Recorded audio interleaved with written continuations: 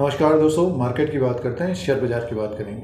Tata steel limited की बात करते हैं। 2 नवंबर 2023 को 116 रुपये में स्टॉक प्राइस है। इस वीडियो में बात करेंगे इसकी दूसरी तिमाही के नंबर्स की बात करेंगे, Q2 ऑफ 24 के नंबर की बात करेंगे और शेयर प्राइस में थोड़ी बहुत प्रॉफिट बुकिंग देखने को मिल रही है। 135 तक गया था, 100 से बढ़कर 135 तक गया था।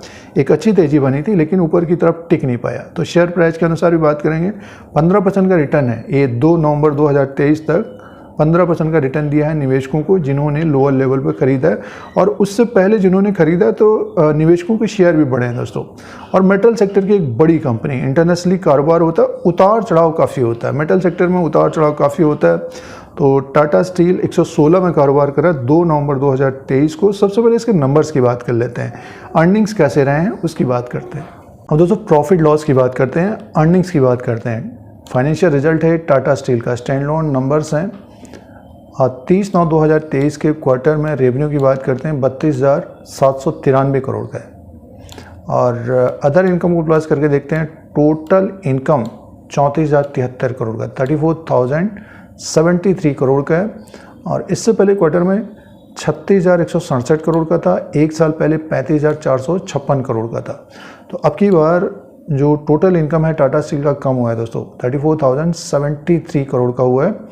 और नेक्स्ट नंबर की बात करते हैं। देखिए इनकम कम हुआ है तो एक्सपेंसेस की बात करते हैं।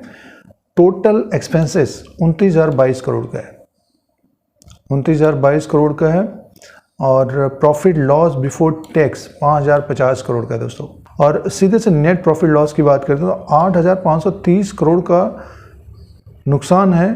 ये अपडेट आया है, इसमें एक कॉलम दिया है, प्रोविज़न किया है, और इसमें इन्होंने 12,960 करोड़ का प्रोविज़न का अपडेट दिया है। और इसीलिए 8,530 करोड़ का नुकसान हुआ है टाटा स्टील को। इससे पहले क्वार्टर में 4,604 करोड़ का नेट प्रॉफिट था, एक साल पहले 2,214 करोड़ का प्रॉफिट था।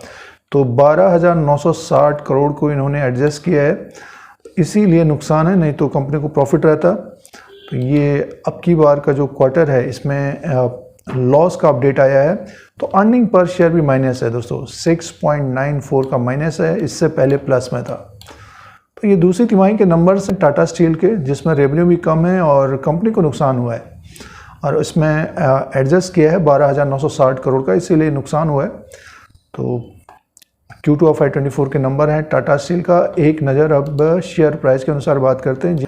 अब दोस्तों शेयर प्राइस की बात करते हैं। टाटा स्टील लिमिटेड का ये ग्राफ लगा हुआ है, एक साल का ग्राफ है, 116 रुपये 55 पैसे में स्टॉक प्राइस है। और पूरे साल भर की बात करते हैं तो 15% की तेज़ी रही है, और इससे ज़्यादा तेज़ी रही है दोस्तों। जिन निवेशकों के पास टाटा स्टील है, ये 100 से एक तरह से इसमें रैली बनी है। देखिए 104 106 में था ये 26 मई 2023 को, थोड़ा बहुत समय लगा लेकिन स्टॉक 135 तक गया, और 135 से ये गिर कर अभी 116 में कारोबार कर रहे हैं। नतीजे आ गए हैं दूसरी तिमाही के। तो आगे की बात करते हैं कैसा रह सकता है। देखिए ये ऊपर की तरफ 135 तक गया था और लो है 100।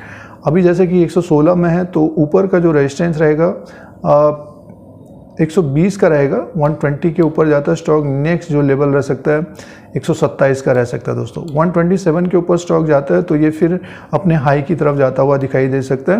और नीचे का जो सपोर्ट रहेगा, देखिए 115 रुपया 80 पैसा ये सपोर्ट है, इसके नीचे क्लोजिंग देता है, इसमें थोड़ी बहुत गिरावट बढ़ सकती है। ये स्टॉक हमें 110 111 तक आता हुआ दिखाई दे सकता है।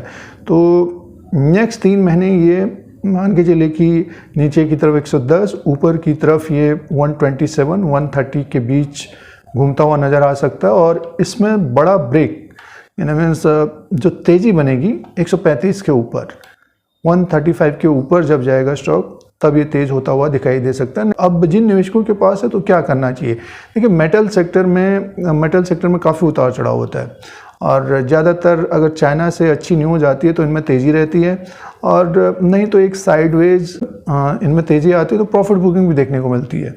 तो होल्ड करना चाहिए, बड़ी कंपनी है, मर्जर की खबर है, और आने वाले समय में ये 135 को भी ब्रेक करेगा, और पूरे साल भर में 15% का रिटर्न तो दिया है दोस्तों। तो दोस्तों ये टाटा स्टील का लेटेस्ट अपडेट है, दूसरी तिमाही के नंबर्स का अपडेट था, और शेयर प्राइस 116 रुपया 55 पैसे में कारोबार कर रहा है। इस तरह के अपडेट के लिए YouTube चैनल को सब्सक्राइब करें, लाइक करें, शेयर करें, कमेंट करें। धन्यवाद।